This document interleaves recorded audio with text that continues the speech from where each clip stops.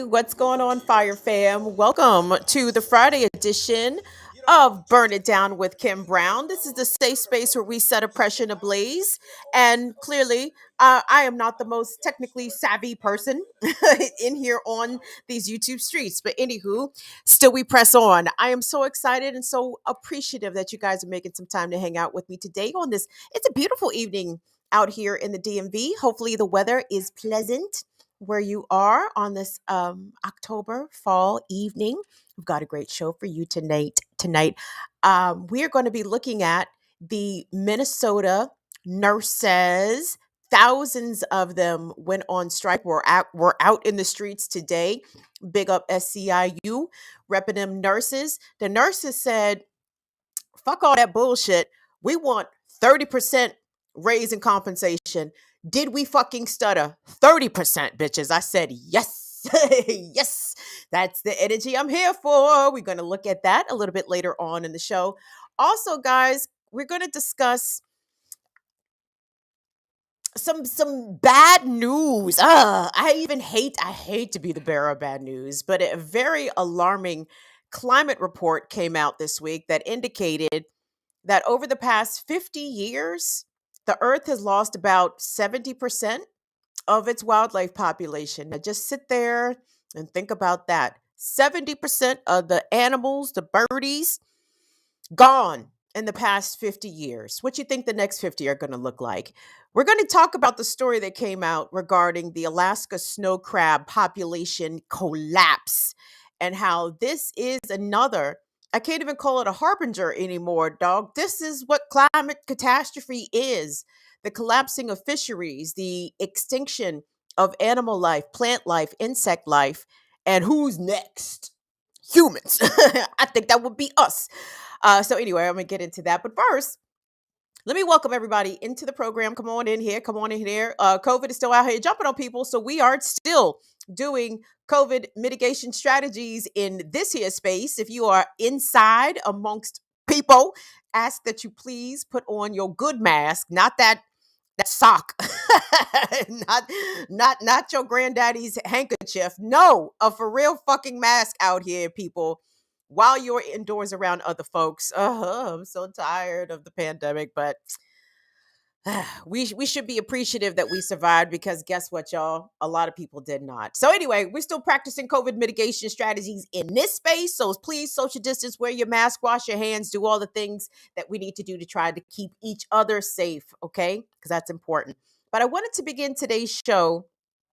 This is a local story for me, and I appreciate you guys giving me a lot of latitude to cover local stories to the DC, Maryland, Northern Virginia area.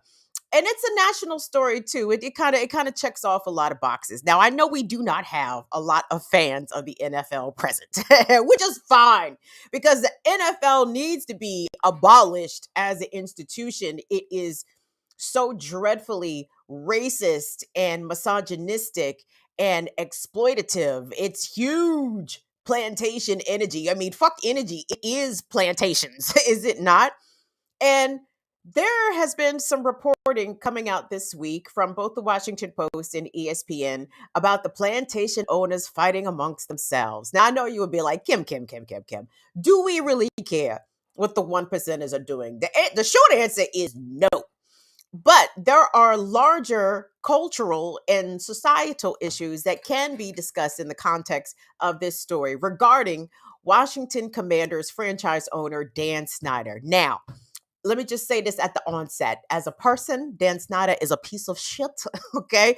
We have talked about and featured on this program the ways in which Dan Snyder created a very toxic work environment, not only for his women employees, but for non white employees, and how Snyder himself has been credibly accused of sexual assault against women that work for him, and has no problem lording his power, his wealth, and his influence, not only over his own employees, but Dan Snyder said, "Oh, you thought you was gonna get rid of me, huh? Well, guess what I'm about to do? If I'm about to get blowed up, we blowing this whole shit up." And I have to say, despite the fact that I loathe him as a person, as an individual, Woo! When I see that energy coming from the elite whites, that they will blow each other up. I said, y'all know what my favorite genre is now. Y'all know white on white violence is my most favorite genre, and I love it to pieces. I find it endlessly entertaining. But like I said, this issue is a local issue for me. So where the Washington Commanders play their home games is about less than 10 miles from where I live. Okay. It is the worst stadium in the NFL. And it is a point of contention as to whether or not Dan Snyder will quote unquote be allowed to keep his franchise. So I want to big up ESPN and the Washington Post for some outstanding reporting. Most people who live in the DMV, like myself, we're kind of we're kind of numb to these stories. Like, oh, is this the year that Dan Snyder will be pushed out as the owner of the Commanders? And let me just say this again. Hold on. So the Commanders suck now, right? Previously known as the Washington football team, previously known as the Washington racial slurs. Yes. And I think a lot of the negative energy surrounding the name continues to continues to fuck with this franchise, as it should. But I want us to take a quick peek. This is 3 minutes. It's quality reporting. Big up again. ESPN was all over this shit, and that's good, and that's good. But listen to the different ways in which, again, there's some personality intrigue. Nobody cares. I do not care which of these fucking dumbass plantation owners like the other and who does not. But they are going to talk about the stadium issue again, because we have also talked about on this program how these professional sports franchises are basically welfare queens, right? They get to build their stadiums at taxpayers' expense. They do not contribute much to the community at all in the form of jobs or anything. Like the jobs at the stadiums, we all know are low paying hourly jobs, that most people are usually working additional jobs in conjunction with their stadium jobs. So anyway, let me not talk it all over. ESPN is about to break it down for us in a very quick, succinct, and efficient 3 minutes. So let's check that out.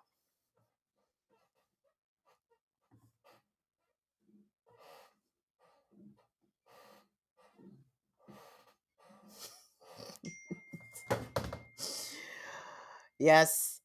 Yes, it is. It's the we transfer. It's the we transfer file that I sent you, Will.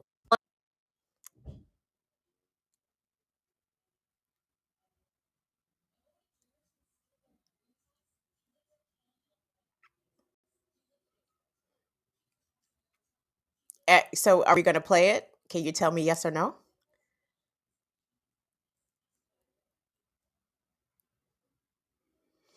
All right. So we're waiting for Will to get that queued up. Okay, so yeah. All right, he's going to get that together. But part of the reporting tries to go on to detail the ways in which the owners think that they can get Dan Snyder out of the paint. I won't say it's complicated, but it's rich folk shit, right? If you want to talk about the amount of debt that he's allowed to carry as an owner, and that could be a way to get him out. But the problem is Dan Snyder is so obstinate, he's not interested in selling his franchise at all. And he says he's got dirt on everybody. And when he says everybody, that is all, including the NFL commissioner Roger Goodell. And again, this is the shit that I'm here for. I love to see the elites tear each other to shreds, and I would love to hear the dirt in which Dan Snyder, by the way, he has hired private investigators to dig up this dirt on a number of NFL owners. And we know that there is definitely got to be some secret recordings in there of some of these NFL owners, probably including Snyder himself, gratuitously using the N word, talking about all the broads in his franchise that he would like to have sex with or that he coerced into sex, et cetera, et cetera. I'm imagining it's a copy paste situation across these different franchises for the kind of stuff that they could have been caught on recordings saying per Dan Snyder's private investigator. So, okay, so Will has the package. So let's take a look. Past 2 years, Washington Commanders owner Dan Snyder has been at the center of controversy. which begs the question, how does he still own the team? In interviews with more than 30 people, including team owners and high-ranking league executives, ESPN has learned Snyder has told associates he's used private investigators and other sources to gather enough secrets to blow up several NFL owners and NFL Commissioner Roger Goodell. Snyder thinks he has enough on all of them, a former senior Commanders executive told ESPN. He thinks he's got stuff on Roger. The NFL is a mafia, Snyder recently told another associate. All the owners hate each other. That's not true, a veteran owner told ESPN. All the owners hate Dan. Sources said they've been told Snyder instructed his law firm to hire private investigations on Goodell and at least 6 owners, including Dallas Cowboys owner Jerry Jones, historically one of Snyder's closest allies. Jones recently told confidants that he might not be able to protect Snyder any longer. Jones declined to comment for this story. A Commander's spokesperson, along with outside lawyers hired by the team, denied that Snyder used private investigators to track team owners and league executives, including Goodell. The spokesperson also denied that Snyder said the owners hate each other, calling the assertions simply ridiculous and utterly false. Snyder's future with the franchise may hinge on the future of his stadium. FedEx Field has been ranked the worst in the league. For years, lawmakers have offered to use government resources to help Snyder build a new stadium.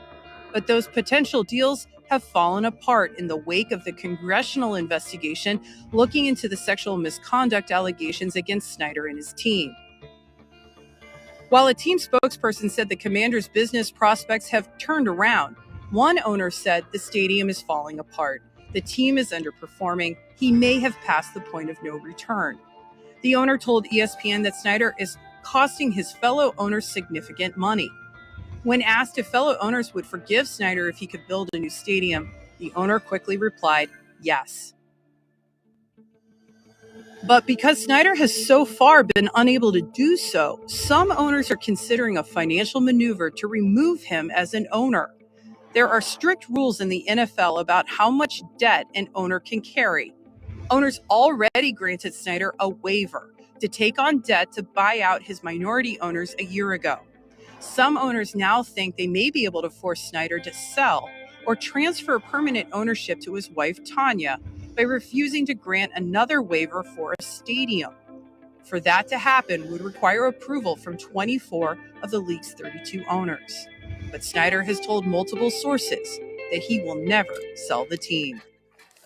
So, what my main takeaway from that package is that despite the multiple credible allegations of sexual harassment and assault, despite the racially hostile work environment that the Washington Commanders franchise is reported to be, if Dan Snyder can get DC, Maryland, or Virginia to sign off on building him a new stadium, the owners will forget all about that shit, okay? Because Dan Snyder had done some sort of higgy hagger with the revenue divisions that come out of events at FedEx Field that he is obligated to share with the rest of the NFL owners. He was playing funny with the money, and that's really the big reason why the owners are coming after him. They don't care that he's an alleged sexual assaulter. They do not care. They don't care. As long as he got that money right, then that is the bottom line. But the way that politics has entered this, because Dan Snyder in this area is absolutely toxic. Now, this is a rich fucker, y'all. He is sitting on so much money. He has a $48 million estate in Northern Virginia. I think he also just sold his house that the local news around here showed all these helicopter shots of his palatial estate in Montgomery County that he was selling. I said, this is so goddamn disgusting for the local media to be slobbering all over this specific person and his displays of his excess wealth. But there was talk that he could either, the franchise, that is, the Washington Commanders franchise, could either take over RFK Stadium, which is right there in Northeast DC, where the Washington racial slurs played for a long time, Maryland, the state of Maryland was trying to fall over themselves to offer him a new location to build a new stadium. Northern Virginia, I believe the Virginia state legislature even had a committee ready to go, trying to figure out the bond situation of how the Commonwealth of Virginia could work up these bonds to help pay for a new Commander Stadium. And all that shit has evaporated. All that shit has gone away. It has gone away because politicians understand that, money notwithstanding, they still have to answer to their constituents. Yeah, we know that they do and they don't, and they really don't. But the levels of fuckery, I can't even put no other word to it. The levels of fuckery that Dan Snyder has out here concocted has made the viability of a new Commander Stadium very toxic. So I think that's the reason, or that is going to be the end that the NFL owners use to get him out. But is it really getting him out if all they do is transfer ownership to his wife? It's like, is that actually making him sell the team? Is that harming him financially in any way? Not at all. And it's just another example in the ways in which powerful white men are allowed to do whatever the fuck they want to do. Okay. But let Tyrone pocket $25 out to register from Kroger. They're gonna be trying to give Tyrone some time. Okay, they're gonna be trying to give Tyrone some time. Dan Snyder can do all of these miscellaneous deeds and still get to keep his team. At most, he'll have to give over power and control to his wife. That's not a punishment, and there is no punishment. At the end of the day, there is no punishment for elite white males, cisgender white males. The emphasis on elite. They can do whatever they want so long as they keep the money coming. But getting back to what I was watching, pardon the interruption, yesterday, because that's the only show on ESPN that I still watch. And Pablo Torre was on there along with Tony Kornheiser, and he called it the palace intrigue. And I said, yeah, there's a bit of that, because even though I know that the NFL is not going to go away, it's not going to be abolished, it is still going to remain a very exploitative institution, very profitable institution. And shame on Jay-Z for wanting to link himself to said institution. But are they going to start blowing each other up? Are we going to start getting secret recordings from these multi-billionaire owners about how much they hate niggas? and, and the cheerleaders are just there, for their sexual appetites. Like, this is the kind of stuff. I mean, we've already heard a little bit of this coming out of congressional testimony, again, that we played here on this program, where, remember, the Commanders marketing team was directed to specifically film the cheerleaders and the dancers, film them unclothed, unbeknownst to the dancers. I mean, just perverted kind of shit, right? But I think so long as the NFL still holds basically a grip, a chokehold over the sports cultural landscape of this country, I think it's important that we still take a moment to observe the goings on, to critique it socially and culturally, in the ways that dissects the harm that this institution does, not only to individuals but to entire communities as well. When I look at FedEx Field, and let's be clear, y'all, like I said, FedEx Field is right down the street. What's around FedEx Field? A lot of it's a residential area. You know what I'm saying? It's right there in Palmer Park, Maryland. I had a friend who lived in Palmer Park, and I'd be down there all the time. And it's houses, okay? Like, on game day, people come and park in these people's neighborhoods and walk to the stadium, right? It's not like a developed sort of area. There's not a lot of, retail or even food around there. It's kind of off to itself. So you have this dilapidated, falling down stadium in the middle of fucking Landover, Maryland. And when the Commanders eventually do leave, what they going to do with that dilapidated ass stadium? They're going to have a few concerts there over the summer. What's it going to do for the remainder of the year besides be a fucking eyesore and be another example of blight in a majority Black community? That a billionaire can come in, build their stadium. And by the way, the stadium FedEx Field was not built under Dan Snyder. It was built under the previous owner of the Washington football franchise, Jack Kent Cooke. This motherfucker was so arrogant. He wanted to call the area around FedExville, he wanted to name that shit after his sons. Do y'all remember Raul John? If we have any DMVs in here, but remember when Jack Kent Cooke was trying to name that area Raul John after his sons? It's like, nigga, you cannot just create new towns because you built a stadium. But I digress. Sorry, that was a point that has always annoyed me. But fuck the NFL, fuck Dan Snyder. I want to hear the tapes. I want to hear all the tapes. Let the tapes come out because I believe that they will be juicy. Not enough necessarily to blow up the NFL as an institution, but if we can't literally collect these rich white male billionaires, then I will take some pleasure and some enjoyment out of their public humiliation and embarrassment. So let us pray. Let us pray. Father God, you said vengeance is yours, the Lord. Now I know. All these NFL owners are a bunch of devils. Yes, all of them. So all the more reason for the devil to be exposed, Jesus, Lord. Father God, please release the tapes. Let the private investigators release the tapes so the rest of us can get a good chuckle. In Jesus' name. All right. Thank you all so much for that. Listen, we're going to take a quick pause for the cause here. I appreciate everybody in here coming through.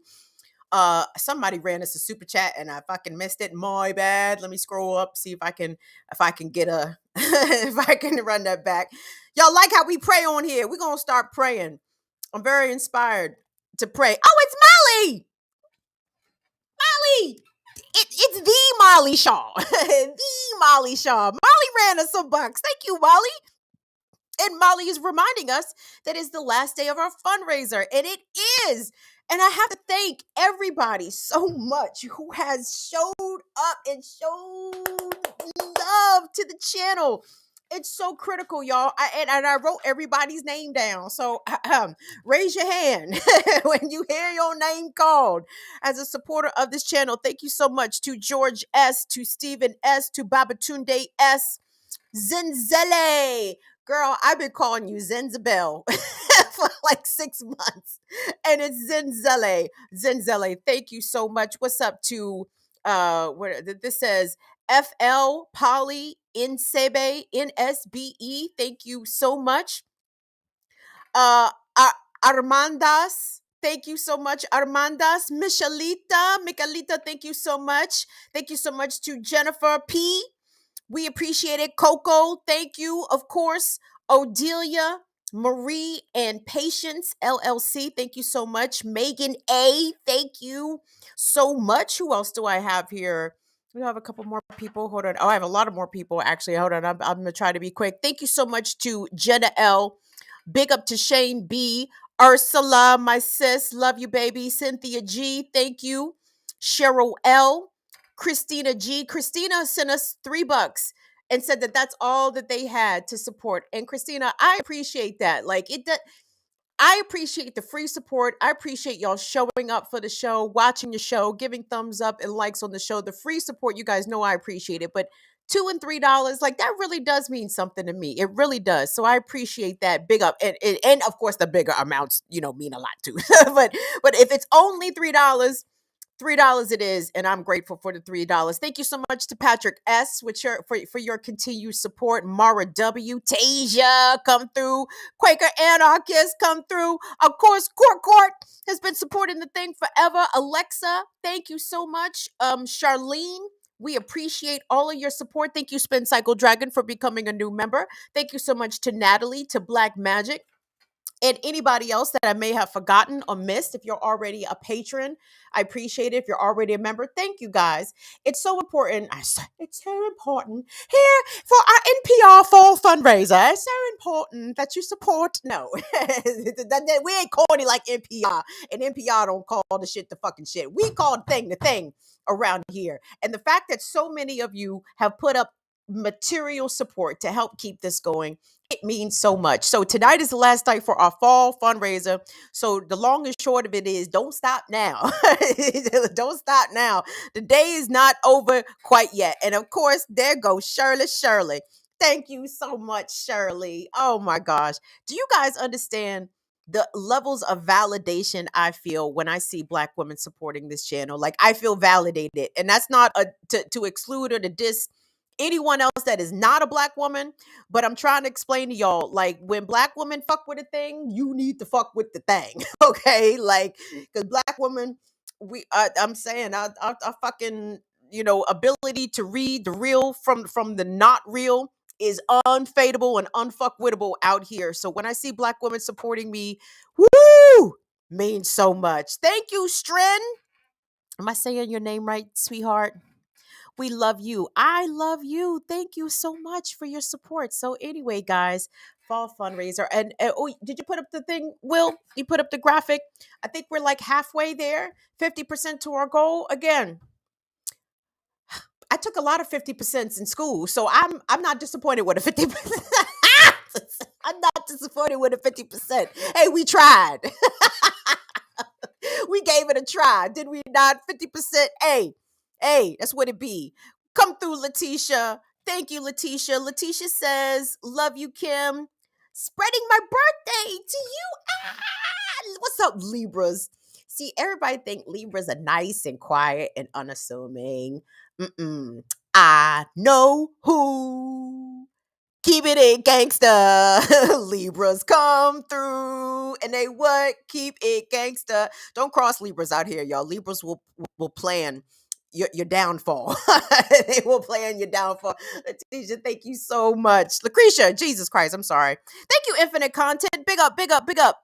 Yo, Kim, I know I flooded your inbox. Did you see the story about the former Louisville cop in the effery he is accused of doing? No, I didn't.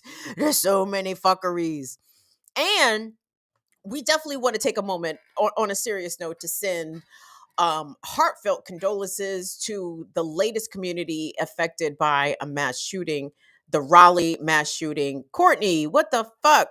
Who is this boy? 15 years old. Y'all know I'm just sitting back. First of all, I'm sympathetic and empathetic to the people that lost their lives, but the fact that this young man is alive, I'm playing guess the race. I'm playing guess the race over here. 15. So anyway, we'll be monitoring that and keeping an eye on that. Big up, Latif. Thank you so much for always supporting the thing, Latif. Hello, Holly Horn. We got a lot of people. Did I see someone big up our dearest Heloise? Hey, what's up, Afra?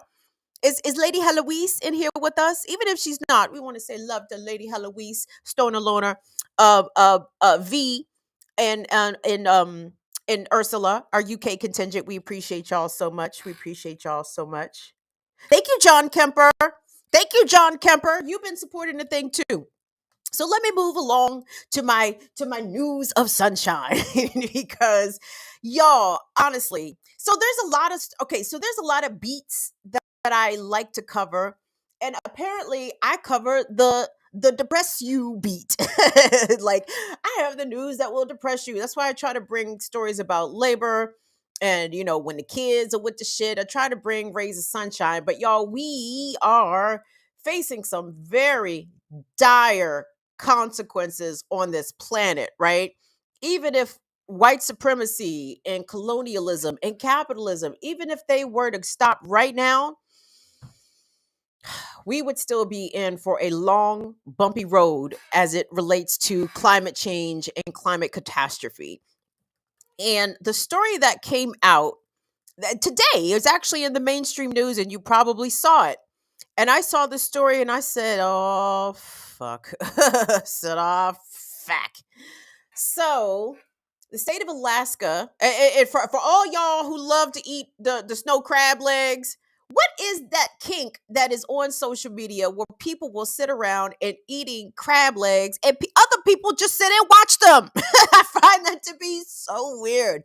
I can't stand to watch other people eat. I damn sure I'm not going to tune in to someone's channel just to watch them eat. But for some reason, these people love to focus on crab legs. And not even like Maryland blue crab legs, like them Alaskan snow crab legs, them Alaskan king crab legs. Well, I guess the upside is we're not going to get much more of that kind of content because the state of Alaska, for the first time in its history, has canceled the snow crab and king crab crabbing season.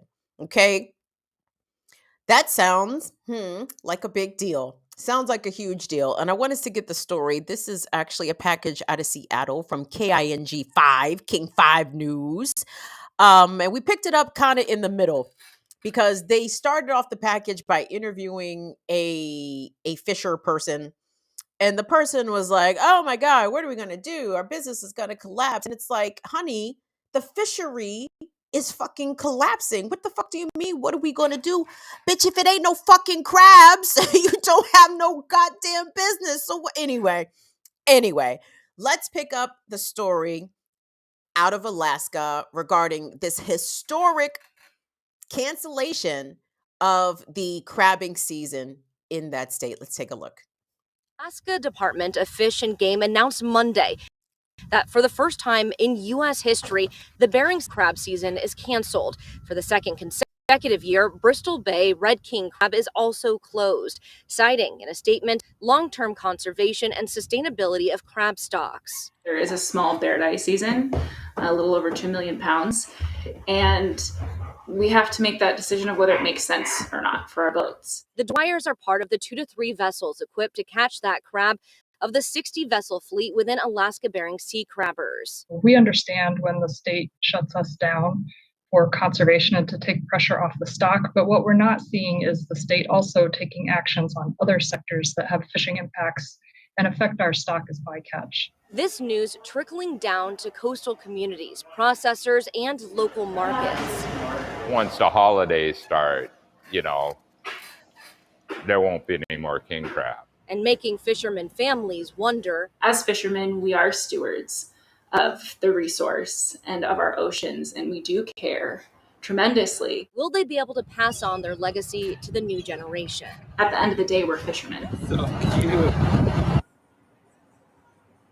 The executive director for the Alaska Bering Sea crabbers tells me the crab supply will definitely come back, but the fishermen who lose their businesses during this year will likely not come back and lose everything. Because of that, they are asking for emergency relief like that of farmers during a crop failure. Interesting. And I have to say, I don't know that woman, the Fisher lady. I don't know her. I don't know nothing about her, but I don't believe her. I don't believe you. I don't believe you when you say that you're a good steward over this crab population. Because capitalism makes it such that they are just allowed, anyone that is exploiting or, using the natural resources as their livelihood.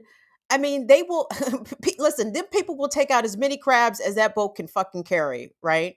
And let me read y'all this real quick. Well, I didn't put this up on the doc, but this is a piece from let me read you an excerpt from this piece from Yahoo News that talks about the mysterious disappearance of 1 billion crabs over the past 2 years.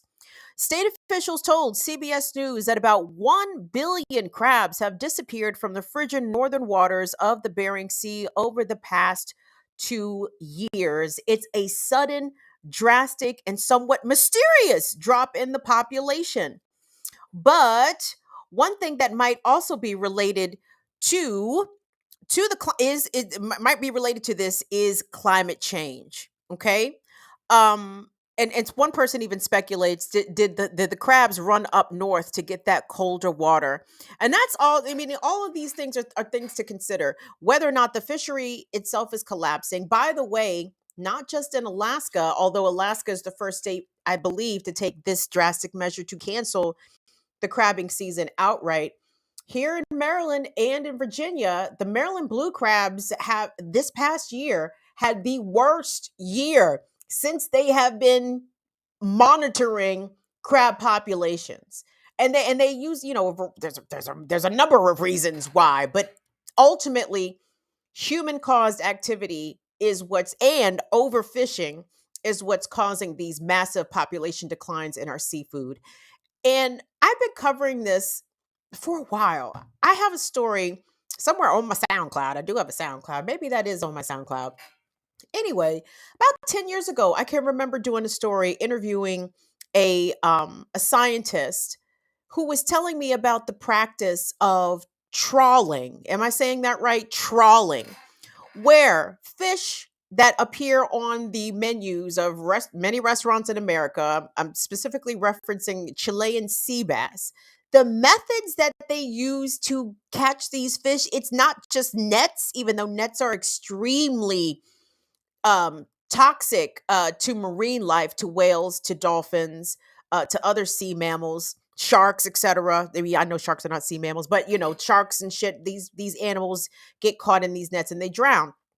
But the way that they get Chilean sea bass, the boats like literally scrape the bottom of the sea floor, and basically it's like a bulldozer just going across the sea floor. Just it's a extremely destructive method of fishing that obviously has to cause way more damage than whatever fish it may yield.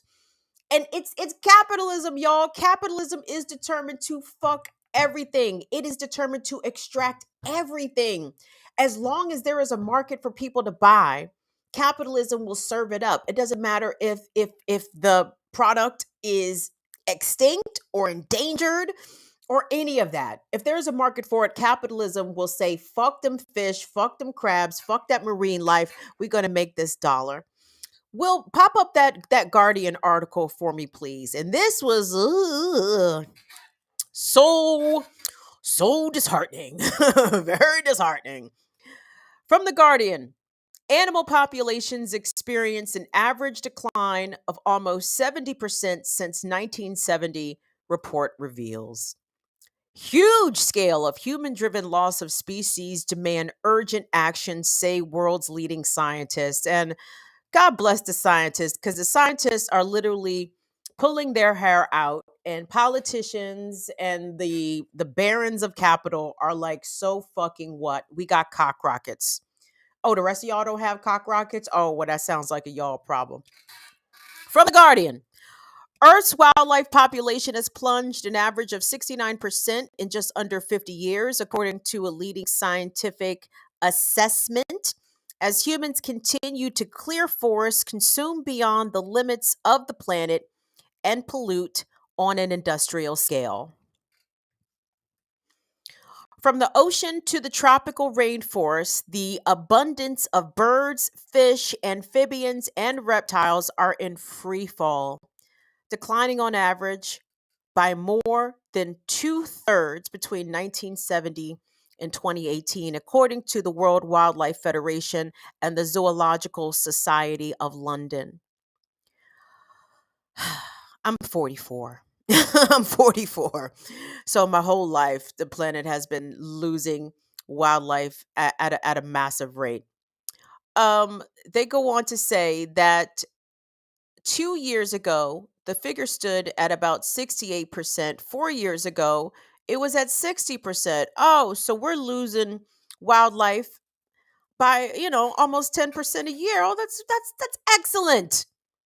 Many scientists believe that we are living through the sixth mass extinction, the largest loss of life on planet Earth since the time of the dinosaurs. Fucking kill me. And that is being driven by humans. No, it is being driven by capitalism. Humans have fucking been here. Humans have been on the planet living in concert with the wildlife. It's capitalism. And again, that really pisses me off. Like, did humans just fucking arrive on the planet in the past 50 years? Oh, we just got here. Oh, no wonder we done fuck shit up. No, humans have been here. Capitalism is what's doing this. I'm sorry, I didn't lost my place. My bad. They called it the Living Planet Index. And it says the report's 89 authors are urging world leaders to reach an ambitious agreement for the COP15, oh Lord, Biodiversity Summit in Canada. And they are still trying to shoot for that. So the COP15 conference is happening in Canada this December. And the goal is to slash carbon emissions to limit global heating to below 1.5 degrees Celsius this decade to help to halt the rampant destruction of nature. And we all know that's not going to happen. But I have to say, and the reason it's not going to happen, again, there's no political will here to save the environment. I don't know what this looks like in other countries, but here in America, well, let me say this. in America, for older generations, I say maybe older millennials, Gen X, baby boomers, the environment usually in polling does not come up as top 3 or even top 5 of issues that Americans are concerned about. They're concerned about inflation. I mean, the inflation is a legitimate concern, but what the fuck is the who cares how much food is going up if there's no habitable planet to reside upon? Yeah. And so, but I know Gen Z, this is a big deal for them, as well it should be. As well it should be. And I feel so terrible for them. I feel really bad for all of us, because even at some of our big ages, you know, they were hammering to us young in elementary school about it's on us to save the planet. Oh, the Amazon's in trouble. I remember being in like the 3rd grade looking at the Weekly Reader. Did you guys have the Weekly Reader in elementary school? It was like this weekly paper for kids where they would just routinely depress us as children with some of the news. You know, oh, the tigers and the lions are going extinct. Why are you telling this to school age children? Like, it's so sad. But that is the kind of grievous news that we have been saddled with for a very long time. And it's in the news in itself is bad and depressing, but the lack of action, the intentional inertia to take steps to stem this climate catastrophe that is occurring basically in different forms everywhere. I've seen no political will for this in my entire life. None coming from the United States of America. All these little incremental, you know, suggestions. Oh, we're gonna have electric car stations. Dog, that horse has left the fucking barn, man. That shit has left the barn. And to keep it a whole fucking buck, basically, this push politically, especially from the Biden administration, to push towards electronic vehicles or electric vehicles, that's still going to have more harm to the climate, because it's going to require the further mining and drilling for these precious metals, the lithium, all the shit that goes into iPhone batteries and electric vehicle car batteries. Like, that is going to cause more climate disaster and more harm to the environment and more exploitation of the resources. So that doesn't even fucking help the problem. I hate it here. I hate it here so bad. But hold on. I'm not, you know what? I can't even go into to read this. Well, I'm going to read some of this. Hold on. So this is a very important thing too, because as global South countries have been saying for many, many years now, they are the ones bearing the brunt of climate disaster first. Not America, not Canada, not fucking Western Europe. Africa's feeling this shit. The Caribbean is feeling this shit. Latin America is feeling this shit. Back to the Guardian article. This is a very important point to make. Latin America and the Caribbean region, including the Amazon, has seen the steepest decline in average wildlife population size. Quote, this report tells us that the worst declines are in the Latin American region, home to the world's largest rainforest, the Amazon. Deforestation rates there are accelerating, stripping this unique ecosystem not just of trees, but of the wildlife that depends on them, and of the Amazon's ability to act as one of our greatest allies in the fight against climate change. If you could pop up that tweet that I put up, Will, from the Life, Caribbean Life News, and they echoed this point from this report, that the Caribbean and Latin American region has seen a decline in animal and fish populations of 94% over the past 50 years, according to the analysis of biodiversity by the World Wildlife Fund, published on Thursday in the Living Planet Report 2022. So globally, on average, 69% decline in animal and plant life, right? But the Caribbean and Latin America have seen 94% decline. That's sobering. And if you've traveled to the Caribbean in recent years, I was in Bahamas, maybe this is a while ago, maybe about 10 years ago. And my mother used to travel to the Bahamas in like the 70s, and she would tell me, oh, we went to Nassau, we went to Grand Bahama, and you walk in the water right there on the beach, and the fish would be swimming up to your feet, and you would see, evidence of wildlife, right? But when I went, no fish. There was no fish, none. My friend and I were riding a jet ski, and long story short, we got hit by a big wave, and I got tossed off the jet ski. And I was wearing a life jacket, and I can swim, so I wasn't concerned about drowning, but I was afraid that I was going to get bit by a shark, right? So later on in the trip, we did parasailing over the same sort of area where we were, and you could see straight down. The water was very clear. You could see straight down into the ocean. Shark, a shark. Wasn't there gonna be no fucking sharks? Wasn't no fish. Wasn't no fish, y'all. No fish. And that is got to be very sad for the people who live in the Caribbean, whom I would imagine a lot of them, or a not insignificant portion of them, rely on the ocean for food, right?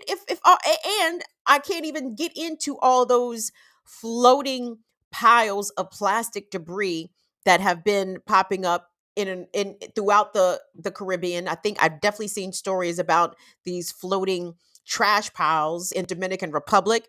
One of my favorite places, Rotan in Honduras, had a similar issue. Black and brown places are feeling this shit first. But the wild thing is, I don't know if privileged Americans think that this shit ain't coming, if it is already here, but it's about to get way worse. It's about to get way worse. The last little depressing nougat about this segment that I wanted to share with y'all has to do with birds. Has to do with the birds. If we could pop up that bird piece there, Will, from stateofthebirds.org, organization that monitors bird health. State of the Birds 2022, y'all. Bird declines are reaching a tipping point. I just don't. I don't want to live on a planet that doesn't have birds, right? Or that doesn't have cheetahs, or that doesn't have elephants, or that doesn't have redwood forest, or that doesn't have the Amazon. But we are moving very quickly towards this hellscape. So let me read this very briefly from the Statement of the Birds.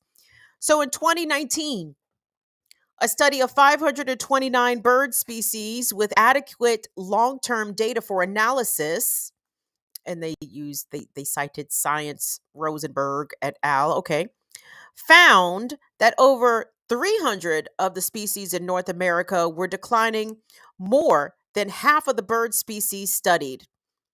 Now, scientists with the Road to Recovery initiative have issued an alert for 90 declining bird species, birds that are not yet federally listed as threatened or endangered, but have lost half or more of their breeding population since 1970.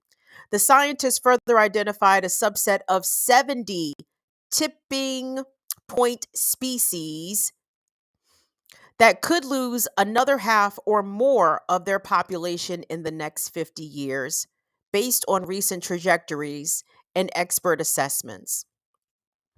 These tipping point species are high priorities for the scientists, for science and conservation.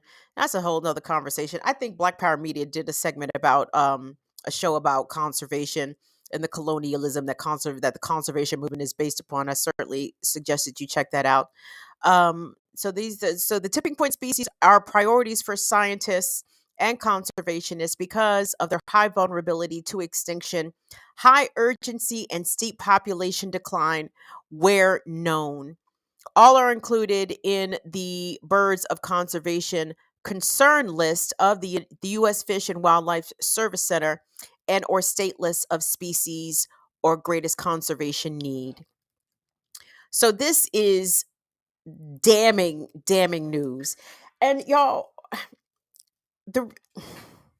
I'm pessimistic because I know what capitalism and greed mean.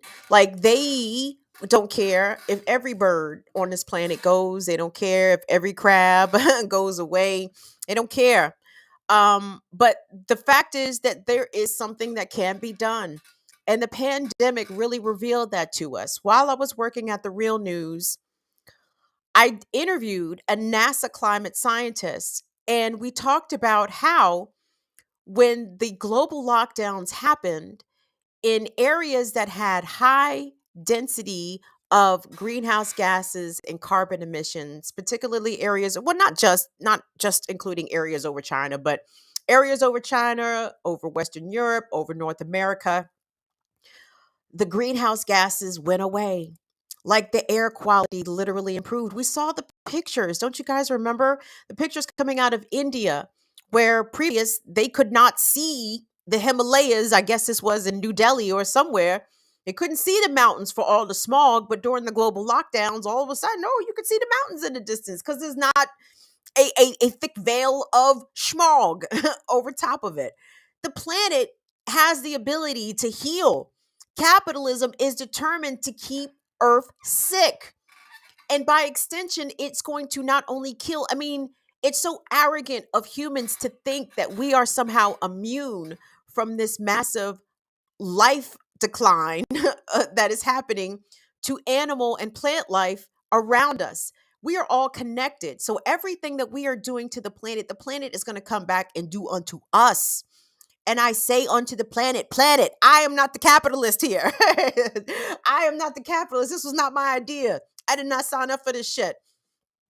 And there's a lot of messaging, particularly around some of these climate stories about, oh, here's what you can do as a consumer to lessen the impact. And it's like, cut the fucking shit, man. Cut it out. Sure, your gas powered vehicle is probably causing some greenhouse gases. It doesn't compare to the amount of pollution and environmental destruction that the US military executes in areas all around this planet, right? There is a serious situation happening right now in Guam. The people in Hawaii are experiencing a water crisis, all due in part because of U.S. military activities. The military is the biggest polluter on the planet. And do you think there's any calls? You think Joe Biden is trying to dial that back at all? Fuck the planet. They got cock rockets. Fuck the planet. It's us that are going to have to deal with these dire consequences. And as the not only the American but the global population continues to get older, right? We have to consider the elderly and who will be elderly in the next 20 or 30 years, and disabled people when we're trying to figure out how to game plan to survive climate catastrophes. Because I assure you, the people who are least mobile, the people who um are disabled are going to be the ones who are forgotten about, right? We see this during hurricanes down in Florida. We've seen many elderly people die in nursing homes, not just in Florida, Louisiana too. Nobody makes a plan for the fucking old people or for the disabled folks. So the society is going to have to smarten up if survival is the game, right? Maybe climate catastrophe can be what COVID has been, right? A process of elimination of the so-called weak and undesirables, according to capitalism, right? I hate to talk about these stories, y'all, but I would be betraying future generations by not talking about this. And I know there's Black people who care about the environment. The indigenous people have always been, stewards of nature. But it's not a story that comes up in just regular ass news, right? I mean, it does hither and thither, but then it goes away.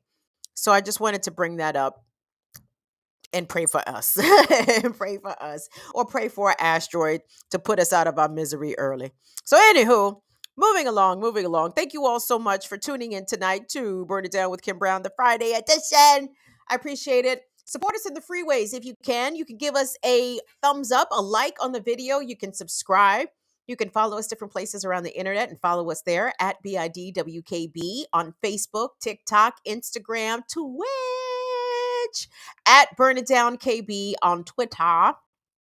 And today is the last day of our fall fundraiser. So thank you all so much to everyone who has put up some bucks. Even if you have not been able to put up bucks during this fall fundraiser and you supported us in the past, thank you for that past support. And I even want to thank the patrons who are no longer patrons. Like, y'all didn't have to sign up to be a patron in the first place. If you were a patron for 3 months, 6 months, 8 months, and you're not any longer, that's okay. I appreciate the amount of support that you give for the duration that you gave it. Like, that is significant to me. So thank you so much for our current supporters and our past supporters and maybe some future supporters as well. The last story I wanted to leave us on has to do with some action. But sweet. I don't even know what my man is saying there. You think you are so fine. Boom, doo, doo, doo, doo, doo, doo, doo. Stop playing with my mind. That's what the nurses are saying in Minnesota. Stop playing with our fucking minds. Most importantly, stop playing with our money. Throw up that NBC News article if you could, Will. NBC News, thousands of nurses at Minnesota hospitals, they're seeking wage increases of 30%. Underscore, circle, red marker. 30%, bitches. 30 fucking percent. These are the numbers. These are the demands that I am here for. 15,000 nurses, 7 healthcare systems in the Minneapolis and Duluth areas walked out the affected hospitals. The affected hospitals said that they recruited temporary nurses. Now, obviously, I'm of two minds of this. First of all, you don't have a healthcare system without the nurses. Let's be fucking clear. Doctors, that's cute. You could be a doctor. Doctors, I guess doctors do something. But I assure you, doctors wouldn't be able to do shit without nurses, okay? So hold on, let me get through this. So Minneapolis, thousands of nurses in Minnesota launched a 3-day strike on Monday, complaining of low salaries and understaffing. Haven't we heard that? Understaffing woes strained by the coronavirus pandemic. Some 15,000 nurses at 7 hospital care systems at healthcare systems in Minneapolis and Duluth areas walked out. The affected hospitals said that they recruited temporary nurses. Why do they do that? Like, okay, always, anyway, let me not do that. The hospitals and the striking nurses said that staff shortages are a shared concern. Minnesota Nurses Association President Mary Turner said that pay raises are necessary to address the, quote, crisis of retention that would otherwise leave the hospitals severely understaffed. And I'm going to tell you all some of the information that these nurses also put up. The hospitals have offered a 10 to 12% wage increases, but the nurses are seeking more than 30%. Hospital leaders called their wage demands unaffordable, noting that the Alena and Fairview hospitals have posted operating losses and that the cost of such sharp wage increases would be passed along to patients. Well, you're passing the shit along to patients any fucking way. Quote, the union rejected all requests for mediation and held fast to wage demands that were unrealistic, unreasonable, and unaffordable. Several of the Twin Cities hospitals under strike said in a joint statement.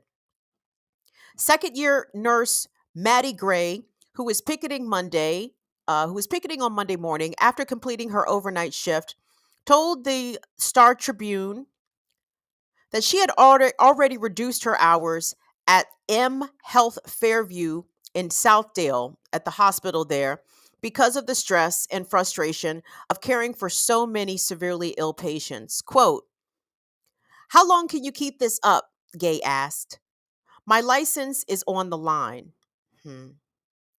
Union spokesperson Sam Fettig said that the nurses settled on a 3-day strike rather than an open-ended strike because of the concerns about the impact of drawn-out labor actions on patient care.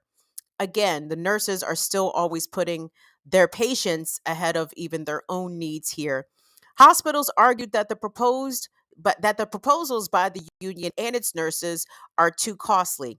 Quote, "It just isn't a realistic number," said Paul Omdont, a spokesperson for several of the Minneapolis area hospitals, said last month.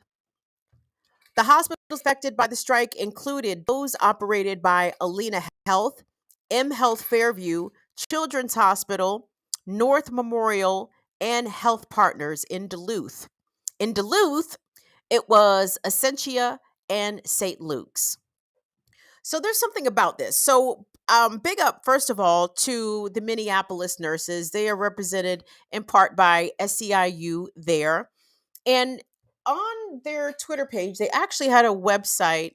It was just too complicated for me to bring it up. But the long and the short of it is, at many of these hospitals where these nurses are striking, the nurses themselves on their website put up the compensation for the top hospital administrators at each of these hospitals listed.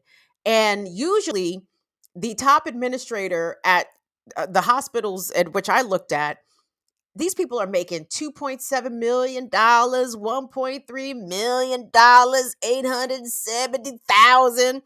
And the nurses did a ratio comparison. So, for example, one of the hospital administrators who was making north of $2 million compared that to registered nurse pay at that same hospital. In some instances, the administrator was making 48 times as much as a registered nurse was.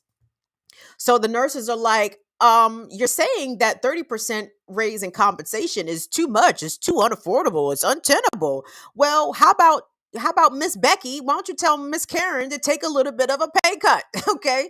They don't need to make $2.7 million. How about they make 500,000? I mean, take the money to pay the nurses. It's there. The problem is it's caught up in the pencil pushers, in the bean counters. Those are the people getting the high compensation, not the actual people making sure that you even have a hospital. Because guess what? You could have a hospital without hospital administrators. You cannot have a hospital without nurses. Okay, try it. Try it. Tell Miss Mary to come up out her office and do some phlebotomy. She can't do it. Okay, she cannot do it. She cannot do it. So again, big up to the actions being taken by not only healthcare workers but warehouse workers for Amazon, the baristas, and everybody working at Starbucks.